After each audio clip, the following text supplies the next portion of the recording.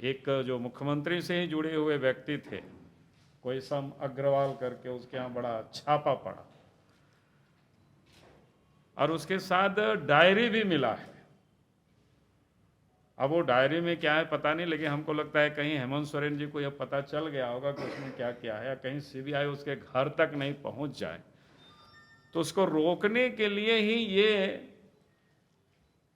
उन्हें अनन फनन में जिसको कहते हैं ना कि ये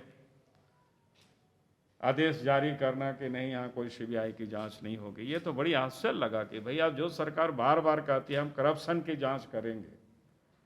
और दूसरी ओर जांच को ही बाधित करने की कोशिश कर रहे, तो इससे तो बिल्कुल स्पष्ट होता है मामला गड़बड़ है। लोग क्या बोलते हैं उसको, दाल में कहीं काला है। जब से इस प्रदेश में हेमंत सोरेन जी के नेतृत्व में यूपीए गठबंधन की सरकार बनी है, तब से देख रहे हैं कि लॉ एंड ऑर्डर लगातार बिगड़ती जा रही है, और नक्सली जो हिंसा है वो भी बढ़ती जा रही है। पिछले दिनों जिस प्रकार से पूरे प्रदेश में जो घटना में बढ़ोतरी हुई है, इजाफा ही हुआ है, जो कि पूर्व में जब बीजेपी की सरकार थी 20 से पहले, तो हम सब लोग ये मान रहे थे कि झारखंड अब बिल्कुल शांत हो गया, उग्रवाद धीरे धीरे यहाँ समाप्त हो रहे हैं। लेकिन जैसे ही यूपीए गठबंधन की सरकार हेमंत सोरेन जी के नेतृत्व में सरकार बनी, तो वैसे ही घटनाओं में वृद्धि हुई। और इतना ही नहीं, अब तो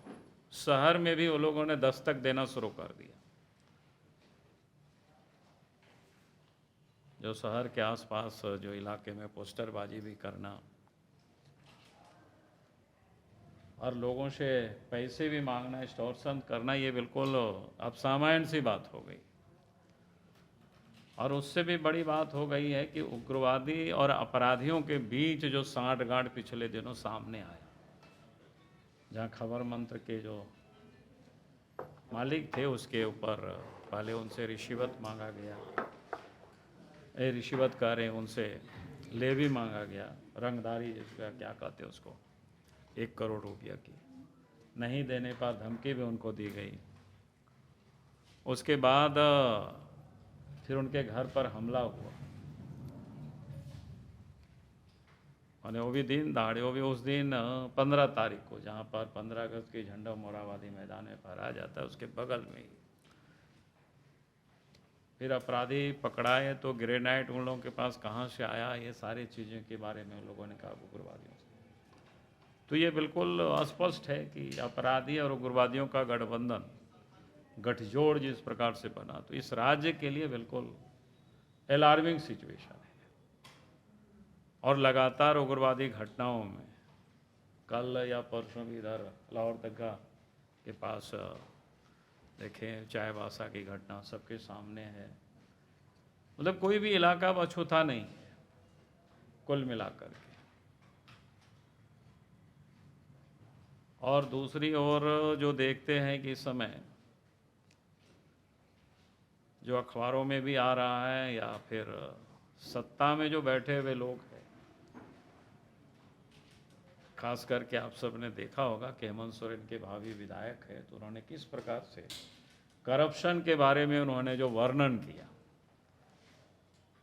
किस प्रकार से कितना इलीगल क्रेशर चल रहा है, कितने पत्थर की खदानें चल रही है, और किस प्रकार से ट्रकों को भी पार किया जाता है नोट में उसका नंबर लिख करके। अगर हम ये कहें कि इस प्रदेश में जो लॉ एंड ऑर्डर अगर आज बिगड़ रहा है, या अपराधी या उग्रवादियों की जो घटना में बढ़ोतरी हो रही है, तो उसका एक बड़ा प्रमुख कारण है जिनका काम था लॉ एंड ऑर्डर को ठीक रखना।